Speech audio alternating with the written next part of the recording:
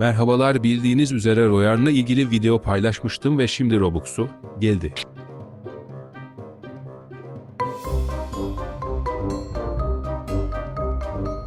Hatta inanmayanlar için kostüm alacağım.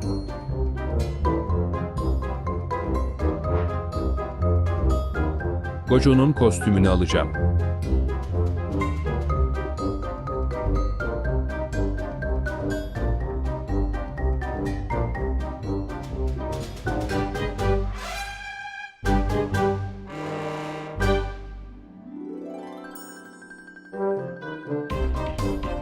Hatta falan diyenler olursa başka şey alacağım ama Robux yetmeyeceği için alamayacağım.